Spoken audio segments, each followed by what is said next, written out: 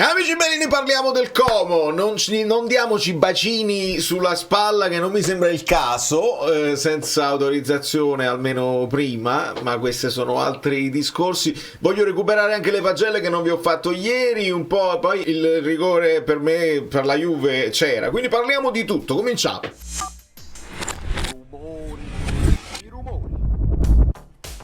Allora, molto complicato secondo me indovinare le due formazioni perché abbiamo pochi riferimenti. Lo stesso Fabregas non parla in conferenza, poi si nasconde anche lui. Conte non parla, lo sapevamo, e dice no, affronterei, perché fanno una dichiarazione insomma sui loro social, ma non c'è una conferenza ufficiale e quindi ce ne possiamo andare per un'idea, capire in che stato di forma sta il Como. Staranno rilassatissimi, insomma riposatissimi, e quindi andiamo a capire. Però prima lo scavetto lo mettiamo e vedete lo stato di forma, cioè il pareggio con l'Atalanta, l'ultima, è anche una di quelle cose che, perché sbagliano il rigore nell'ultimo secondo con Nico Paz, però stanno in una forma, perdono col Milan, ma capito, però vedi com'è, schiaccia Sassi, Lecce, Udinese, Pisa, il Bologna, mamma mia, il Bologna, con la Lazio, col Torino, la Fiorentina, e insomma questa partita grida ancora vendetta, cioè stiamo parlando di 5.05 di XG,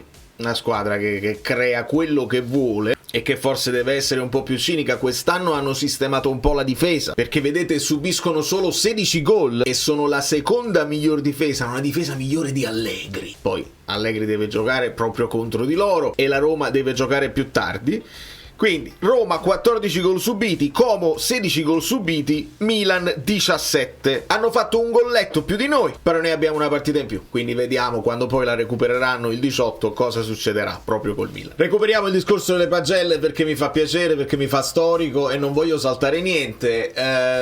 Ricordiamo, questa è sempre la media che esce tra tutti i voti degli amici bellini di Telegram, che vanno un po', a volte vanno un po' anche a vento. Non lo devo dire perché poi non sono voti miei, ma io li commento, li confermo o li smentisco a mio piacimento. Meret 6 mi sembra un voto corretto, che è una somma di una bella parata che fa su Malinowski, dell'uscita che forse poteva essere un po' più convinta, su Colombo, sul rigore niente da fare, si butta e il tiro va centrale. Strano vederlo con la maglia azzurra, in un completo azzurro, non è una cosa usuale. Bentornato. Qua piace sottolineare insomma la sua importanza, ha giocato da braccetto e si porta a casa un assist. Sono proprio curioso di sapere ora cosa farà Conte, se lo riporterà al centro della difesa, se riadatterà Juan Jesus. Sto dando uno sguardo al campo perché tra un po' ci andiamo. Fondamentale per noi la sua esperienza e la sua leadership in difesa. Rachmani 6,5, forse uno dei voti più bassi che abbia mai visto nelle nostre pagelle. Giornata storta, è inutile ribadirlo. Vince il premio Michu, nonostante, se poi uno pensa, il premio Michu è quello che sta davanti alla porta e non tira, quindi andrebbe formalmente a Gutierrez. Però non ti preoccupare Ale, ci riprenderemo e ritornerai a essere uno dei difensori più forti della Serie A. Buongiorno, 3,5. Qui probabilmente si pesa anche il cartellino, l'espulsione, anche se io dopo aver visto, io sono molto amareggiato perché ho guardato una serie di contenuti in giro per il web, ho seguito un pochino, si parla solo di Vergara, non si parla di Vitigna, quindi siamo soli.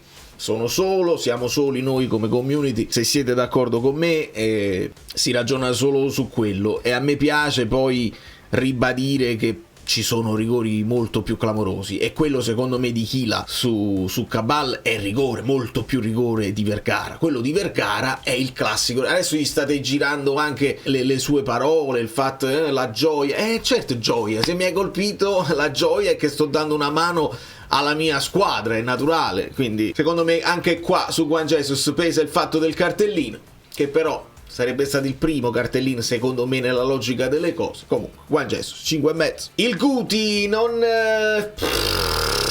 mi ha fatto impazzire questa volta sulla destra.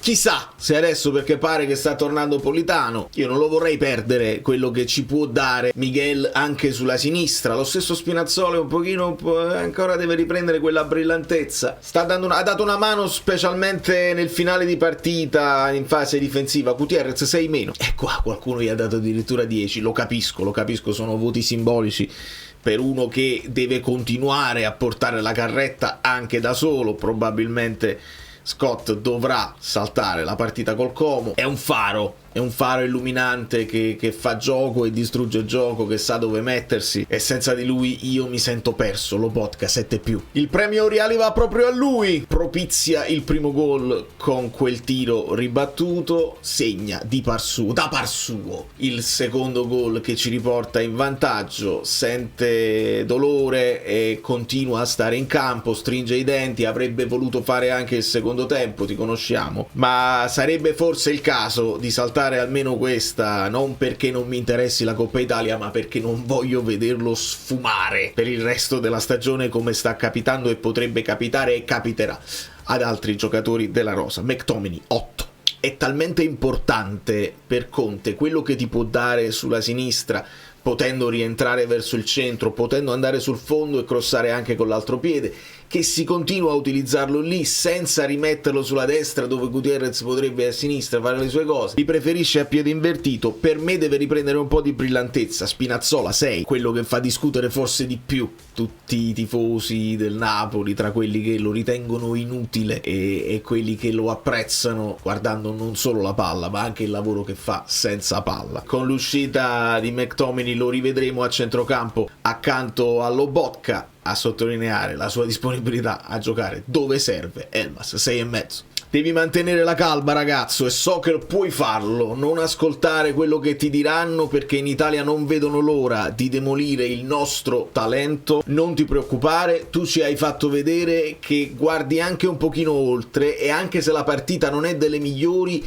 resti in partita e risulti decisivo. Teniamocelo stretto e sosteniamolo, difendiamolo dagli attacchi che stanno arrivando da tutte le parti. Vergara 6,5. Anche per lui qualcuno dice però insomma non lo so, il lavoro che sta facendo secondo me è preziosissimo, e io spero che Lukaku torni al più presto abile e arruolabile per farlo riposare almeno una mezz'ora, perché anche lui poi può soffrire una questione di brillantezza, di dover rifiatare. Intanto quando segna di solito ne fa 2, e anche se col brivido nel finale ci porta una grande vittoria. Højlund 7,5. Non mi sento di bocciare Beukema così come sta facendo Conte in queste partite. Secondo me l'occasione Como, l'occasione Coppa Italia potrebbe essere un momento per rivederlo in campo e potrebbe dare quelle sensazioni che ci ha dato anche nel finale della partita col Genoa, però per 90 minuti.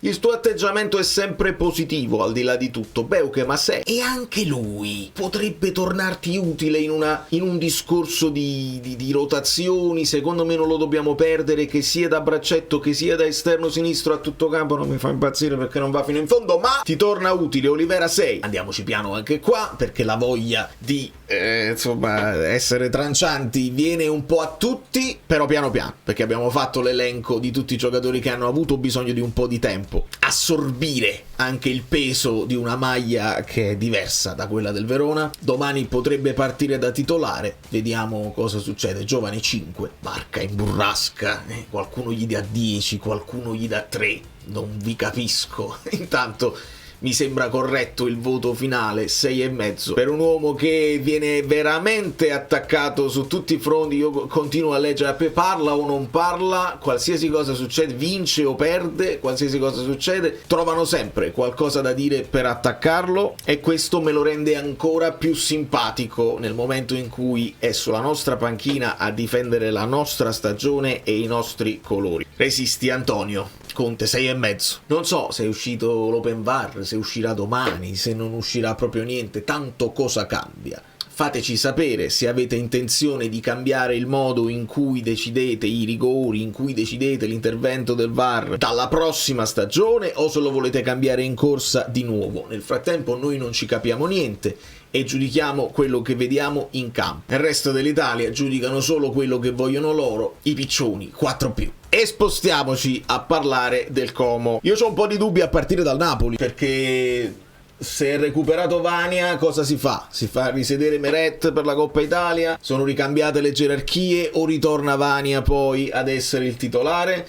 Beukema per far riposare non un Juan Jesus, però, perché Juan Jesus, essendo squalificato, dovrà stringere i denti e giocare. Un Beukema per far riposare un Buongiorno, potrebbe aver bisogno di non andare subito in campo, o magari la voglia di andare subito in campo proprio per scrollarsi di dosso la brutta prestazione. Qua è una questione proprio anche di psicologia. Conte deve parlare col ragazzo e capire qual è il problema. Se è un problema ancora fisico, allora ci sta un po' di riposo. Se invece è un problema mentale, dovrebbe poter giocare per riprendersi. Però affronti uno degli avversari peggiori, perché sono tutti giocatori brevilini, veloci e ti possono mettere in difficoltà. Quindi io quasi farei così, rimettendo Rachmani al centro con Beukema che ha bisogno di un po' di fiducia e Juan Jesus qua. Vediamo cosa sceglie Conte. Altri dubbi: Politano, se è tornato a disposizione, potrebbe far risedere Miguel o rispostare Miguel sulla sinistra, di modo che, e qua mi viene in mente mentre ve lo dico, lo stesso Spinazzola potrebbe andare qui. Io farei, mo vi dico quello che farei: se Vania sta bene, vai con Vania, perché loro ti vengono a prendere alti di 1 contro 1 e potrebbe essere, il suo lancio potrebbe essere importante. Fai riposare Buongiorno e fai giocare Beukema. Se Politano sta bene, voglio Politano, Lobotka, Elmas qui. Qua addirittura ci metto Olivera o Miguel, perché vorrei vederlo Miguel a sinistra. Però vabbè, Olivera, un po' di riposo anche per Miguel. Se non ti ha convinto ancora Allison, la mia cantante, Allison Santos, Vergara potrebbe aver bisogno anche lui, perché poi spingi troppo e anche loro possono avere dei problemi. Giovane, Højlund non ce l'ha il sostituto, quindi deve giocare per forza. Allison un po' più di tempo per capire, Vergara un po' più di tempo per capire. Se Spinazzola sta bene, ci metto Spinazzola qua per dirvi, no, come si potrebbe fare, eccetera eccetera, ed è una delle possibilità. Poi è chiaro, è molto più facile anche metterci Vergara, che può giocare anche a sinistra, e il Como con questo 4-2-3-1 con l'1 che potrebbe essere il Baturina falso 9. Baturina potrebbe però ritrovarsi anche qui con Nico Paz qua. Qui potrebbe giocare Duvikas, che è più punta, o addirittura Morata che sta in recupero. A destra anche si alternano molto, a volte Voivoda, a volte Addai, insomma Jesus Rodriguez, Perrone. Andiamo a vedere perché qua potrebbe esserci una formazione probabile. Qui portano per esempio Meret, Beukema titolare per il Napoli, Gutierrez, Lobotka, Elmas, Spinazzola, Vergara, Santos. Qualcuno stava dicendo Conte potrebbe passare al 3-5-2 puro, vabbè, però i centrocampisti già stanno, cioè lo puoi fare, certo, puoi mettere Vergara a centrocampo, però. Per il Como portano Duvikas, Baturina, Paz, Voivoda, D'Acugna sta facendo un campionato straordinario con Perrone, Vaglie, Kempfer, Ramon e Smolcic ci ha creato molti problemi. Questo è uno dei dubbi: che piano gara attuare, aggredirli forte perché loro giocano dal basso e quindi cercare di portarli all'errore, però anche Butez è molto bravo a controllare il pallone e quindi non lo so, dovresti mandare uno anche sul portiere e potresti scoprirti. Secondo me si potrebbe pensare di andare forte subito per spaventarli un po' e poi sembra quasi che sai poco. Allora, aspettarli con un blocco medio-basso. Il Como vorrà tenere palla e quindi un attimo di attesa, di studio per capire quali sono state le loro idee per scompaginarci. Per me è una partita terribile, tremenda. Mi sono distratto, l'Atalanta sta facendo un boccone della Cremonese e questo mi porta a ragionare anche sulla Serie A. Abbiamo sperato con tutta la nostra onestà che la Lazio potesse fare lo scherzetto, che Sarri potesse fare lo scherzetto a Spalletti, ma la Juve mai dopo. Ma insomma recupera i 2 gol di svantaggio e quasi sembrava in grado anche di farne altri. Provedella è stato protagonista della partita e la Lazio onestamente si è mangiata 2 o 3 gol abbastanza clamorosi con Dele Bashiru, con lo stesso Noslin, insomma così. Maldini, ce lo stiamo guardando, Maldini che fa delle cose interessanti da falso 9, però poi gli escono le manine ogni tanto così, però insomma vediamo. Può anche fare una buona riuscita Maldini, non so cose, però era quello che serviva a Conte, resto di questa idea. Per quanto riguarda le polemiche arbitrali, io non ho problemi a dire che quello su Cabal era rigore, molto più rigore, e continua la politica della confusione e stanno portando sempre più persone a dire col VAR è peggio di quando non c'era il VAR. Io non accetto questo tipo di discorso, non si può tornare indietro, si deve semplicemente riscrivere il regolamento. Chiaro ed evidente errore non significa nulla, proprio in italiano non significa niente e ognuno poi lo interpreta come vuole, non ne usciamo. Però io l'avevo detto che se non introducete il challenge, se lasciate tutto alla bontà dei giocatori, i giocatori continueranno ad accentuare, a volte a simulare, nella speranza di avere poi il vantaggio nella chiamata del VAR, eccetera, eccetera. Quindi sarebbe bello poterne parlare di meno, ma fa parte del gioco.